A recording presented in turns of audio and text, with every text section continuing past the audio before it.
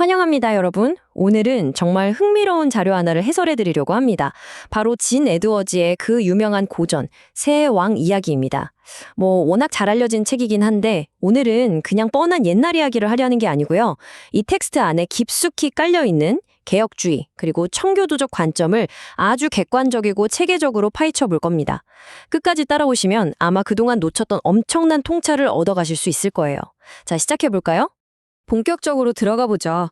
여러분, 직장이나 속해 있는 공동체에서 정말 숨막히게 집착하고 말 그대로 유독한 권위자를 만나면 보통 어떻게 대처하시나요? 밤잠 설치게 만드는 그런 사람들 말이죠. 이 책은 바로 그 아주 현실적이고 누구나 한 번쯤 겪어봤을 법한 뼈아픈 질문에서 출발합니다. 그런데 여기서 중요한 건요. 이 텍스트는 직장에서의 갈등을 단순히 선과 악이라던가 착한 놈 대 나쁜 놈, 식의 뻔한 구도로 보지 않는다는 겁니다. 대신 하나님의 주권이라는 아주 깊은 청교도적 관점을 가져오죠. 그러니까 신이 모든 상황을 완벽하게 통제하고 계시며 심지어 우리를 괴롭히는 그 까다로운 사람이나 부당해 보이는 권위조차도 결국은 개인의 빚어가는 훈련 도구로 사용하신다는 믿음입니다. 정말 만만치 않은 접근이죠. 자, 첫 번째 파트, 원형의 거울입니다. 핵심이 되는 세 가지 캐릭터를 분석해 보겠습니다. 고대의 성경 인물들이 지금 우리가 겪고 있는 현대의 직장, 공동체 역학관계에 얼마나 소름돋게 들어맞는지 알 수 있습니다. 성과를 독차지하고 부하 직원을 옥죄는 사울형 상사, 고통받으면서도 묵묵히 견디는 다윗형 주인공, 그리고 겉으로는 공정과 정의를 외치지만 사실은 질서를 무너뜨리려는 압살롬형 후배나 동료까지. 어떠세요? 당장 우리 주변만 둘러봐도 딱 떠오르는 얼굴들이 있지 않나요? 먼저 사울이라는 원형부터 파고들어 보죠. 텍스트는 권력의 맛을 보고 타락해버린 인간 본성을 사울을 통해 아주 적나라하게 묘사합니다.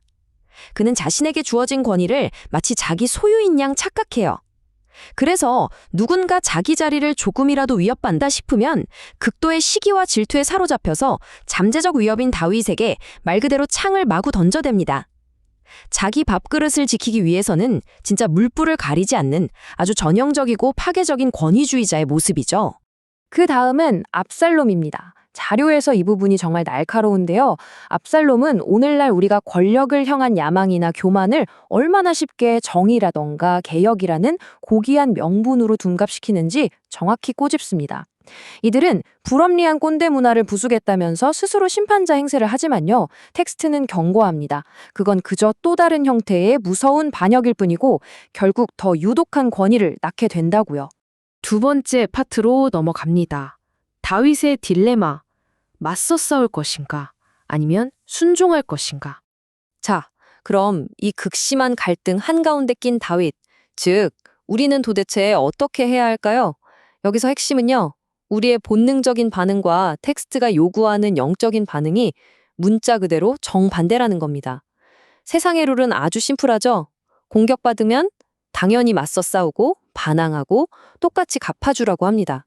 하지만 개혁주의와 청교도의 방식은 정말 뼈를 깎는 자기 부인을 요구해요. 내 손으로 직접 심판하지 않고 내가 철저히 부서지고 깨어지더라도 묵묵히 하나님의 때를 기다리라는 겁니다. 와, 이거 정말 쉽지 않은 길이죠. 세 번째 파트, 청교도적 실천 계획입니다. 이걸 도대체 현실에서 어떻게 적용할 수 있을지 살펴보죠.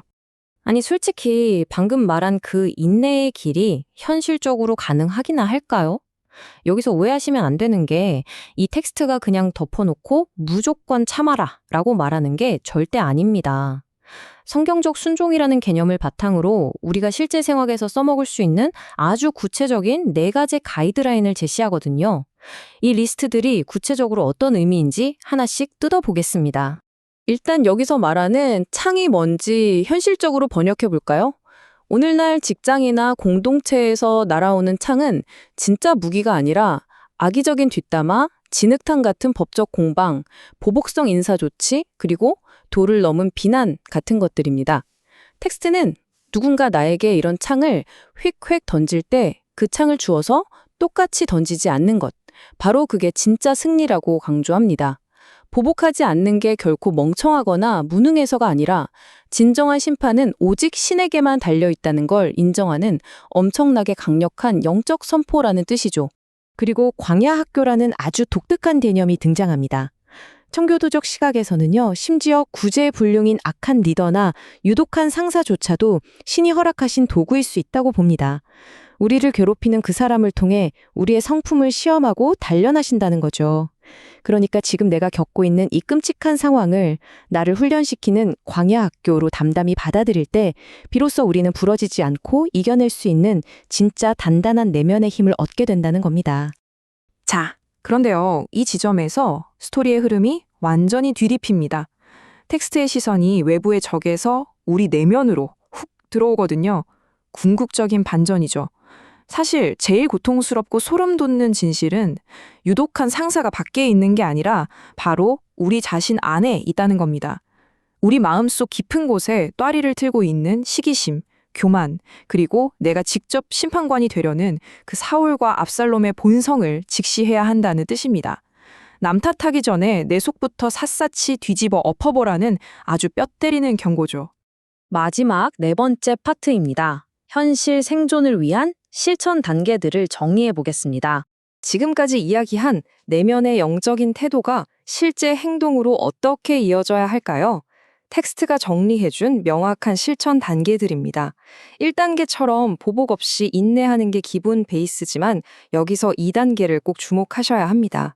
만약 권위자가 명백히 비성경적이거나 선을 넘는 부당한 지시를 내린다면 무조건 예스맨이 되라는 게 아닙니다. 태도는 끝까지 겸손하고 정중하게 유지하되 단호하게 거절할 줄 아는 분별력이 필요해요. 그리고 3단계, 제발 혼자서 끙끙대며 맞서지 마세요. 장로나 목회자처럼 정말 신뢰할 수 있는 공동체 어른들을 찾아가서 상황을 객관적으로 알리고 지혜를 구하는 것, 이게 생존의 핵심입니다. 자, 오늘 해설은 이 자료 전체를 관통하는 아주 묵직한 질문 하나를 던지면서 마무리하려고 합니다. 숨막히는 대인관계의 갈등 한가운데 섰을 때 여러분 마음 깊은 곳의 진짜 동기는 무엇입니까? 내 손으로 직접 심판관이자 왕이 되어서 이 판을 통제하고 싶으신가요? 아니면 그 억울함과 분노 속에서도 묵묵히 하나님의 종으로 남기를 선택하시겠습니까? 다윗처럼 침묵하는 길이 당장은 바보 같고 지는 길처럼 보일 수 있죠. 하지만 텍스트는 그것만이 결국 참된 승리를 얻는 유일한 길이라고 단언합니다. 오늘 이 질문을 여러분 스스로에게 꼭 한번 던져보시기 바랍니다. 끝까지 함께 해주셔서 감사합니다.